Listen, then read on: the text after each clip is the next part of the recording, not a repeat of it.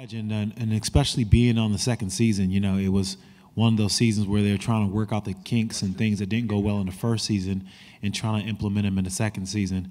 And, you know, when I was on the show, they still had the coaches challenge and it was more than that. It was the athletes challenge. We would challenge each other and we had those little things. So to see where the show is now and seeing this all these years later and so many champions and so many great moments of the UFC happen on the show, it's unbelievable. It's been an amazing tool for the whole organization. You obviously were on the show as a fighter, then you were back as a coach. Which did you enjoy the process of more? I enjoyed being a coach more because as a fighter, you never get comfortable with it because at some point, no matter how much it provides you with all the food you can eat and all the alcohol you can drink or whatever demands you may have, you're still stuck. And you're stuck there for 6 to 8 weeks, and you can't have the interaction you normally have. So that part sucked, but at least being a coach, I was able to feel a little bit of that, but then I was able to have a regular life outside of that. A lot of guys that go on the show say that they come off and say, man, I never want to do that again. The guy sitting next to you went back and did it again. Would you have ever gone back again as a contestant? Never say never, but I don't think it's something I would want to do it again just because it was a tough process for me, you know.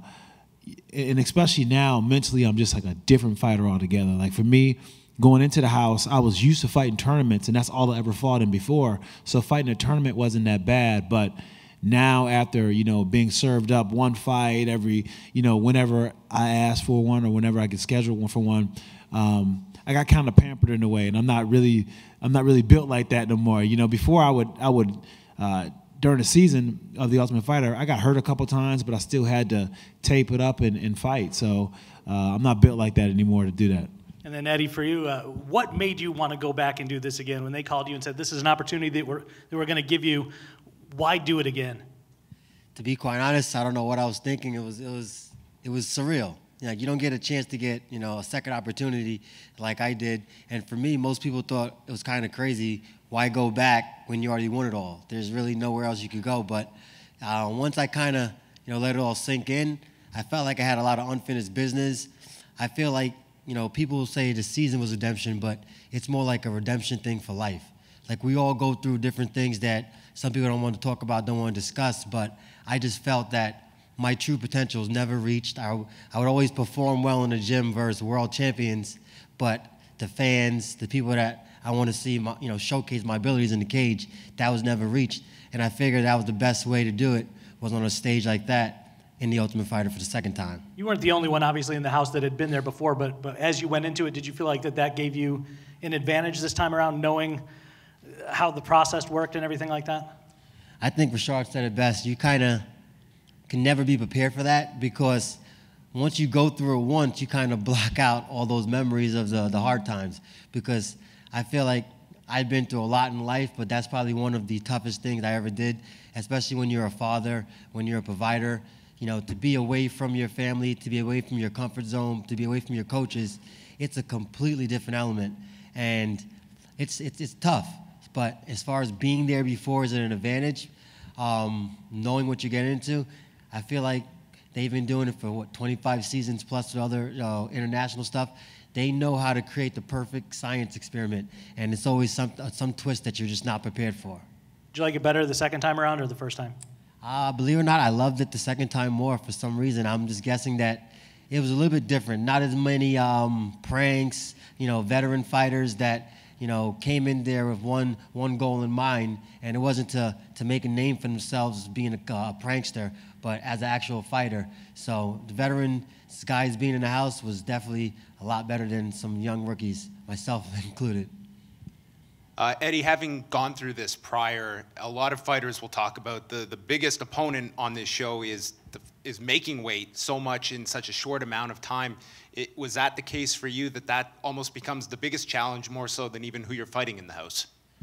For me, it was wild, because season 19, that was the first time I ever made 185 was on the show. And I had no clue what I was getting myself into. Making weight 3 times in a 5-week period Fighting that many times, like Rashad said, being banged up, it was a eye-opener and a shocker. And in this season, I took it a step deeper, going to 170. That scale, we see it now. It's the first fight, and it's tough, but this sport is not for everybody. And, it takes a special breed of person to sit there and, make the weight, not once, not twice, but 3, 4 times to win the whole entire thing. And, it's a mental thing. But I felt like what doesn't kill you make you stronger, and that's the case. But like you said, no doubt about it, that scale is probably one of the bigger opponents, especially, in an environment like this. And one question for Rashad, just being here in the state of New York, is there any update on your situation? Are you optimistic you will get to fight in New York, or are things still where they were prior? Things are still where they are currently, where they were prior. I haven't really revisited yet the situation and tried to amend it yet. I'm just going to wait, let some time pass by, and if opportunity comes again, maybe a year down the line where everything is lining up and everything's been going good with me fighting other places, then I would try to fight here again. But right now, I'm just going to focus on fighting other places and focus on getting back on track. Hey, Rashad, right over here. You competed in Ultimate Fighter 2. You also competed in the memorable competition against Rampage Jackson. Can you share with us any favorite moments from either or?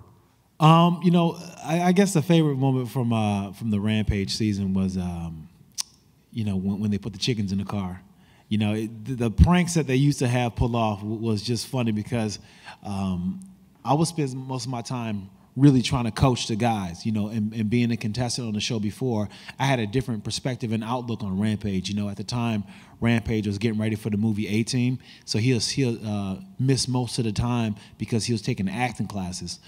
So when he came back, he was just like in a different playful mood, and him and his team would get together and they'd do these crazy pranks, and they did the one with the chickens in the car, and I thought that was pretty funny. It just kind of lightened the mood up a bit.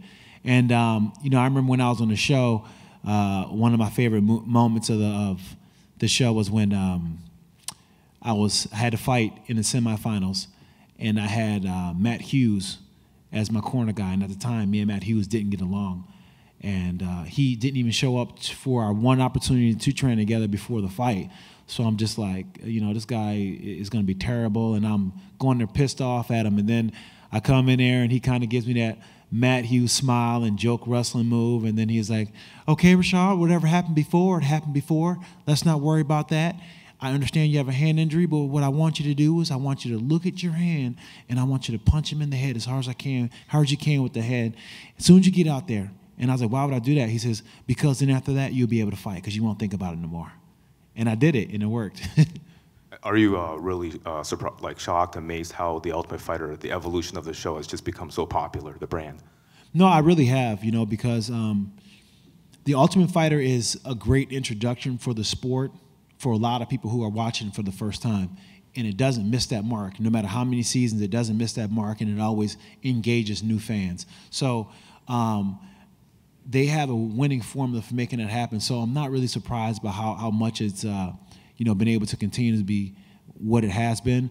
But I am really proud to have been a part of all of it. And sky's the limit where the show can continue to go because it's a proven show, that great recruiting tool, and it brings in animals.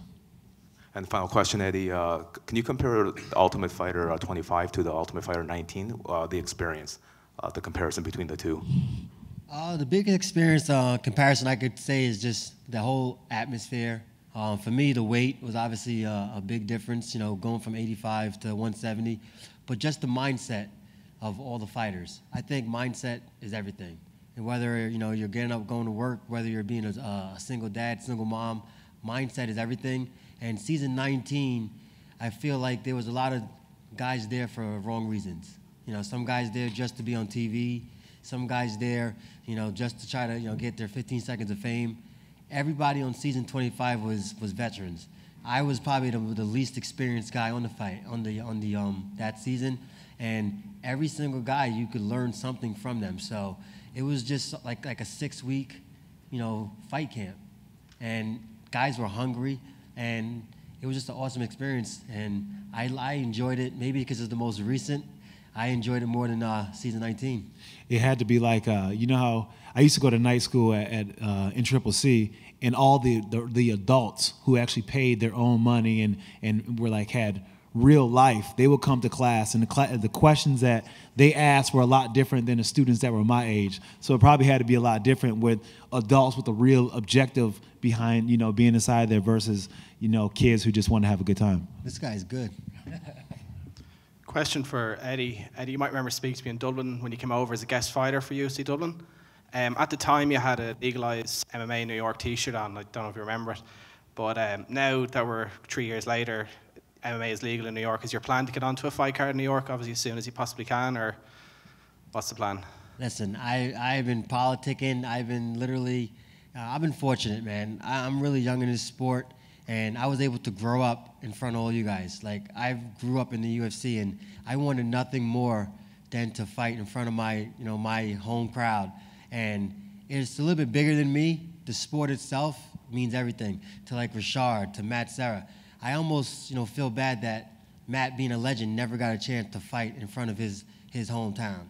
So to see that, you know, guys from New York were able to fight at the Garden and such an epic event literally brought tears to my eyes. I would love to be a part of it, but I know my time is coming. I know there's going to be tons of fights in New York, and I will fight in New York. Thanks. Yeah, questions for Eddie. First off, I noticed after you got released from the UFC, you only had the one fight, and then you just got on the Ultimate Fighter. What was sort of the reason for that, taking so much time off?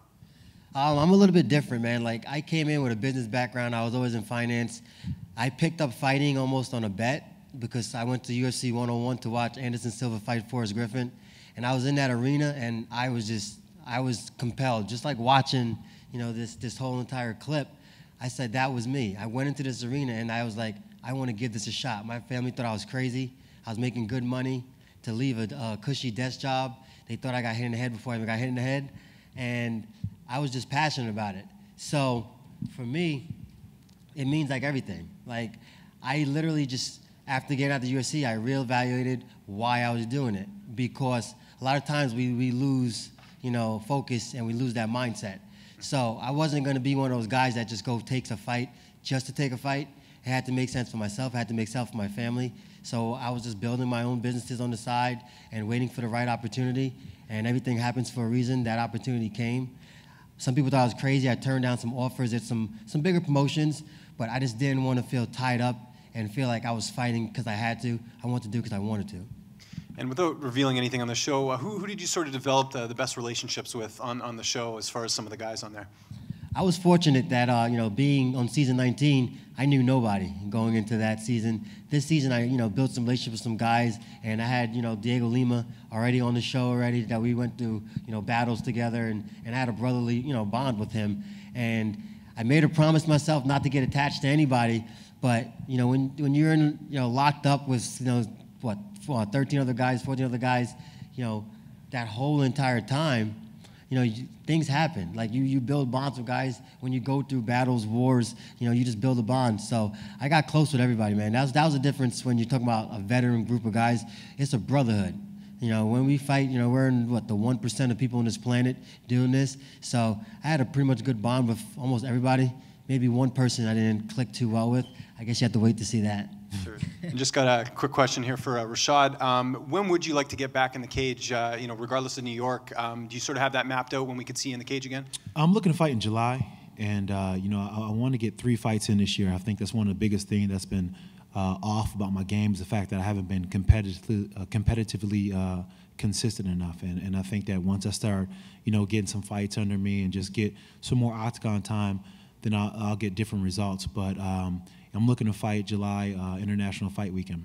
And just quickly, because I'm up here in Canada, got to ask, I know David Loiseau is training with you right now, and he's apparently having a comeback. He wants to return to MMA. Can you tell us anything about that? Yeah, you know, he's been training, and he's been training for a while, and you know, he's also been doing something really good that a lot of fighters don't really get to do when you're actually in the sport, which is build his business as Ed was saying, you know, he's building his business outside of fighting. So he's been, you know, building his brand and his fight gym. And then now, with doing so, it's made him a big student of the game. He's been a big student of jiu-jitsu, working on his area where he was weakest at before and working on his wrestling.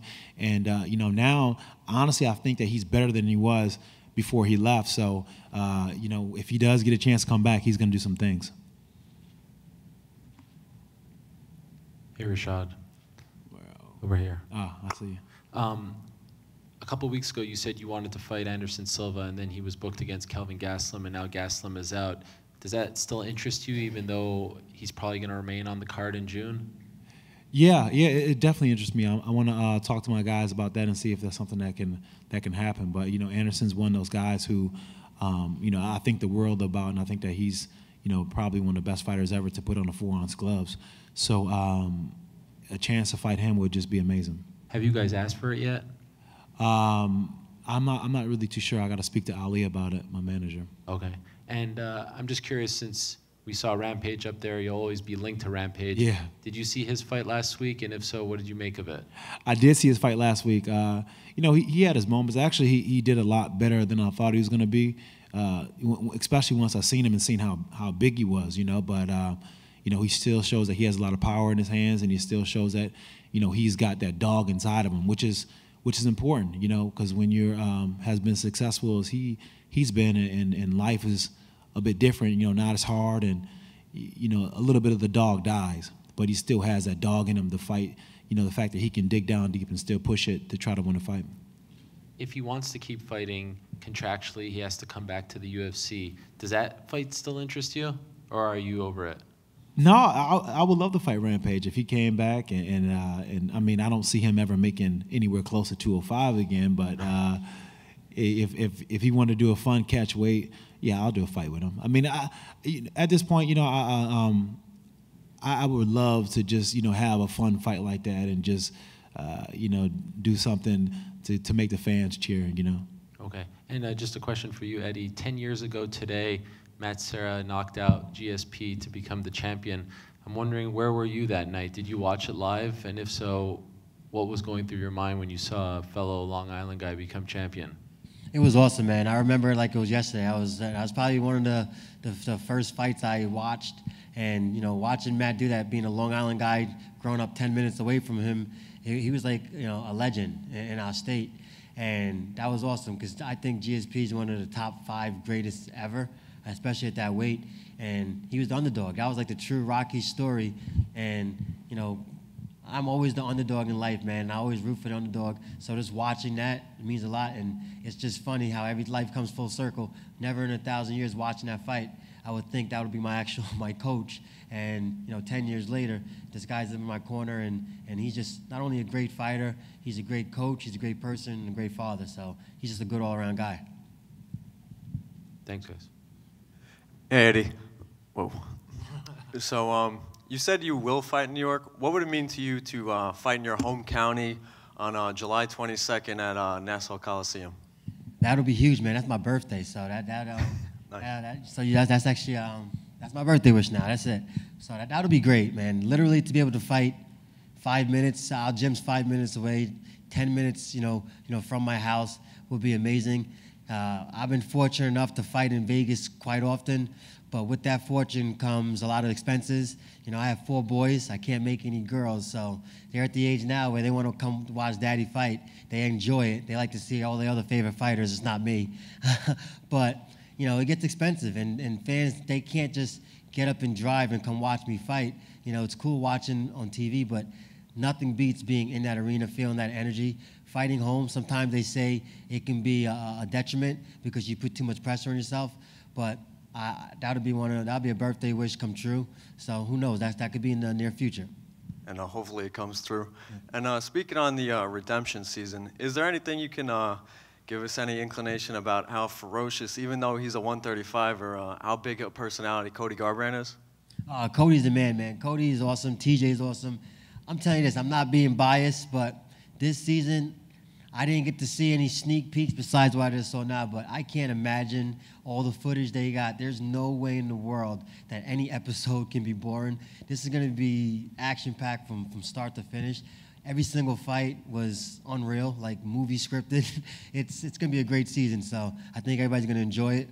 And if you're not a Cody or TJ fan, I guarantee they're going to get a bunch of new fans on their side.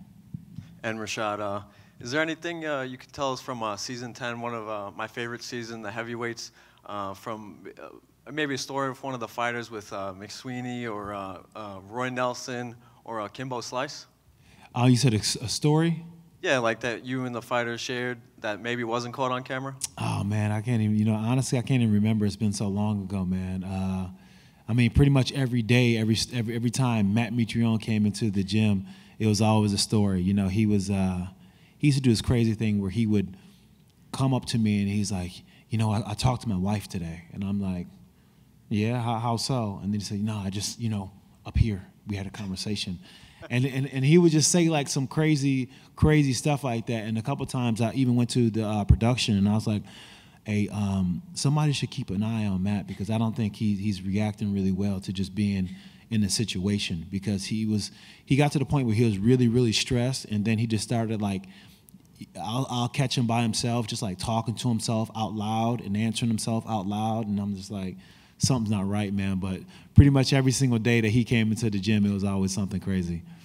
Awesome. And I assume you're picking Rumble tomorrow over DC? Yeah, I mean, listen, not only because, AJ's a good friend of mine, but I think that, I don't know, I feel like DC may be overlooking him a bit, and when you think you have somebody figured out and when you think that they have no more surprises for you and it's going to go exactly how you imagine and picture, well, that's when things usually go wrong. And for some reason, I just got a feeling tomorrow that it will go wrong for him. Thank you.